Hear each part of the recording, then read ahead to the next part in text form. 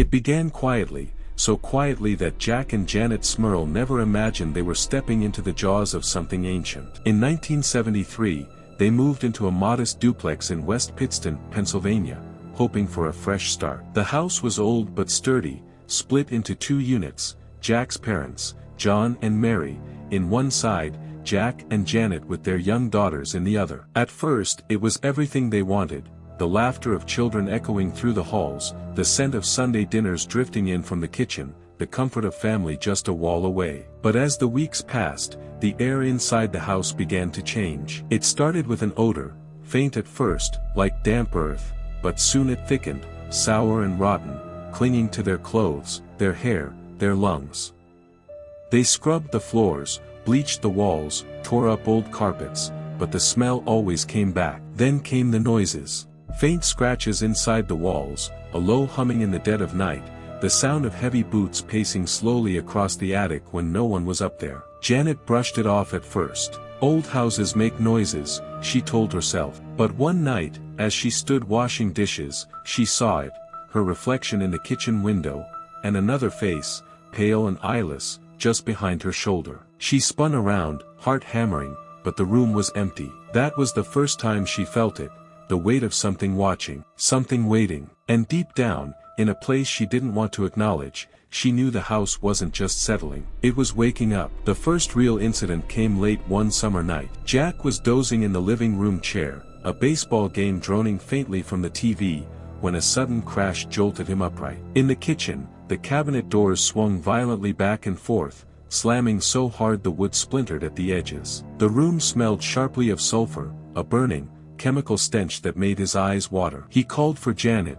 but before she could reach him, the sound stopped. The doors hung open, motionless, as though nothing had happened. That night, they heard the whispers for the first time, soft, rapid, almost like a conversation just beyond hearing. Sometimes it sounded like a woman crying. Other times, like someone calling their names in a voice that wasn't quite human. The children began complaining about cold spots in their rooms, places where the air dropped so sharply it felt like walking into a freezer. Mary, Jack's mother, swore she saw shadows move across the wall when she was alone in her bedroom. And then, things turned violent. One morning, Janet was making breakfast when she felt something brush against her neck, light at first, almost teasing, then the sting of nails digging in. She yelped, spinning around, spatula in hand, but there was no one there. When Jack rushed in, he saw 4 deep, red scratches trailing down her skin.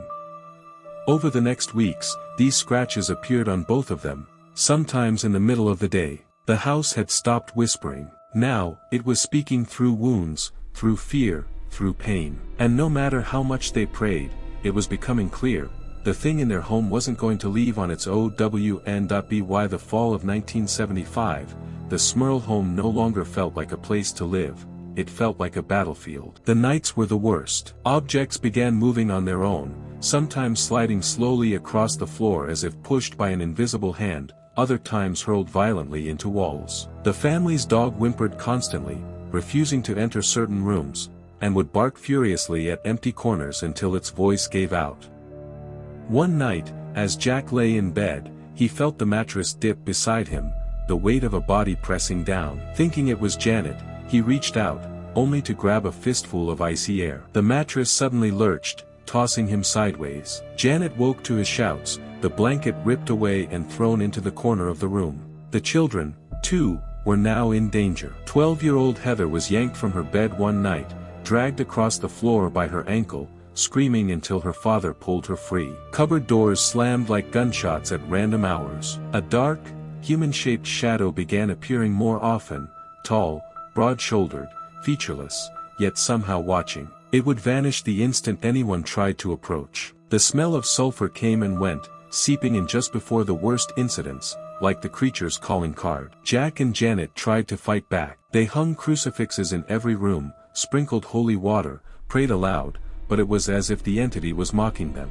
On one occasion, the crucifix in the living room was found upside down, the figure of Christ scorched black. The house felt alive now, its walls breathing, its floors groaning with footsteps that didn't belong to the living. And the family knew, with cold certainty, that whatever shared their home wasn't content to just scare them, it wanted to break them, the first priest arrived on a gray winter afternoon. Father O'Leary was a kind, middle-aged man with tired eyes, the sort who had seen enough of life's darkness to believe in more than just coincidence. He listened quietly as the Smurls recounted every incident, the scratches, the moving objects, the sulfur stench that clung to their walls. When they finished, he walked through each room, blessing it with holy water and murmuring prayers under his breath. At first, there was silence. The air felt lighter, almost peaceful. But that night, the peace shattered. Around 2 a.m., a violent pounding erupted in the walls, moving room to room as if something massive was running through them. Janet's bedside lamp flew across the room, smashing into the wall inches from her head. The children screamed from their rooms. The smell returned, stronger than ever, burning their throats. In the kitchen, the family found the crucifix lying on the floor, bent in the middle as if it had been twisted by enormous hands.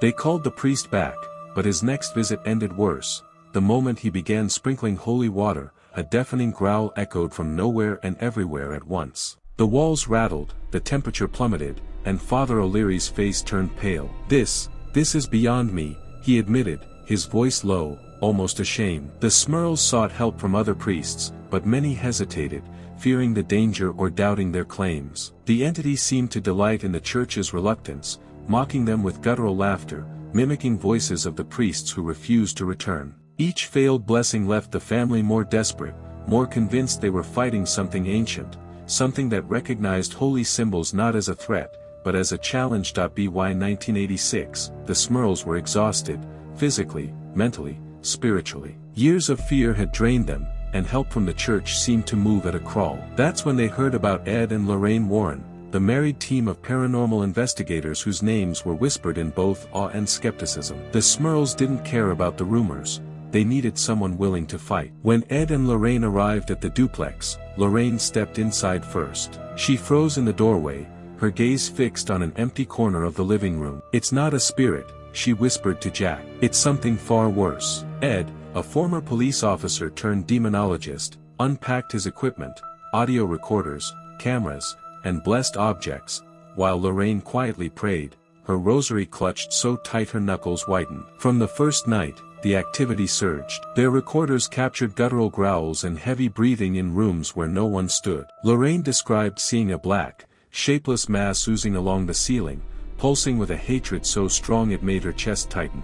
Ed felt unseen hands shove him toward a wall during an EVP session. "This is a true demonic infestation," he told the family grimly. "It will take more than blessings. It will fight to stay." Over the following weeks, the Warrens conducted multiple prayers and minor exorcisms, each one met with violent backlash, objects hurled at their heads, deafening bangs in the walls, and the smell of sulfur so thick it made them gag. For the first time, the Smurls felt they had allies who truly believed them. But that belief came with a chilling truth: if the Warrens were right, this wasn't just a haunting. It was a war, and the thing inside their home wasn't going to surrender without a fight. The first full-scale exorcism took place on a stormy March night, as if the sky itself was warning them not to proceed. Ed set holy candles in each corner of the living room, their flames trembling though the windows were shut. Lorraine moved slowly through the house, sprinkling holy water and whispering prayers, her voice barely audible over the pounding rain outside. Jack and Janet huddled together with the children in the kitchen, their faces pale, eyes darting toward every sound. Ed began reading from the Roman rite of exorcism, his voice firm, unwavering. The moment he spoke the Latin words naming the demon, the house responded. A deafening bang erupted from the upstairs bedroom, followed by the sound of furniture scraping violently across the floor. The temperature dropped so suddenly their breath fogged in the air. One of the candles went out, not flickering, snuffed, as though pinched by unseen fingers. A low, guttural growl rose from deep within the walls, shaking the frames on the walls, rattling the dishes in the cabinets. Lorraine cried out, clutching her head, later saying she'd been flooded with visions, scenes of blood, twisted faces, a dark figure standing over the bed of each of their children. The growl turned into mocking laughter, loud and human-like, echoing through every room. A picture frame tore itself from the wall and shattered at Ed's feet. Yet, he didn't stop. He commanded the entity to leave, invoking the name of God again and again, even as the air seemed to push back, heavy and suffocating. When it was over, the house fell silent, but the silence felt wrong, like the pause before something worse. And deep down, everyone knew the demon hadn't left. It was only gathering strength. Months passed, and the Warrens returned multiple times, each visit met with new horrors. The demon seemed to adapt, twisting its tactics like a predator toying with prey. Nights became a gauntlet of terror, Jack waking to find himself pinned to the bed, unable to move, Janet pulled violently by her hair across the floor, the children crying out as icy hands brushed their faces in the dark. Even the dog wasn't spared. They found it one morning whimpering in a corner, its fur soaked as if dunked in water. Every attempt at a cleansing was met with mockery. The smell of sulfur would arrive seconds before an attack, heavy and choking, a warning they had learned to dread. Crucifixes were turned upside down, prayers interrupted by deafening bangs, and objects hurled at their heads. Neighbors began to notice, too, lights flickering wildly, screams echoing from the house, shadows moving in upstairs windows when the Smurls weren't home. Rumors spread, and with them, the family's isolation grew. Janet stopped inviting anyone over. Jack avoided talking about it at work. Their world had shrunk to the four walls of a house that wanted them gone. The demon didn't need to kill them, it was wearing them down, feeding on their exhaustion, waiting for the moment they would break. And with each passing day, that moment felt closer. By 1989, after nearly 15 years of torment, the Smurls made the hardest decision of their lives.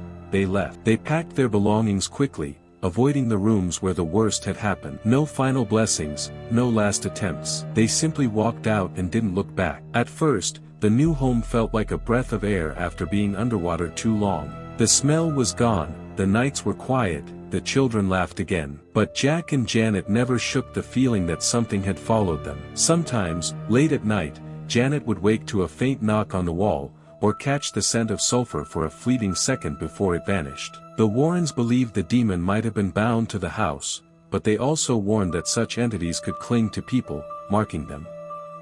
The Smurls tried to live normally, to rebuild, but the shadow of Chase Street never truly lifted. Skeptics would later call it a hoax, a bid for fame, pointing to the books and the made-for-TV movie. But for the Smurls, the memories were far too vivid, too raw, too real. They knew what they had faced. And in the quiet moments, when the wind scraped tree branches across the windows, or a floorboard creaked in an empty room, they would remember. Somewhere, in that duplex in West Pittston, evil had breathed, had laughed, had fought to keep its place. And maybe, just maybe, it still did.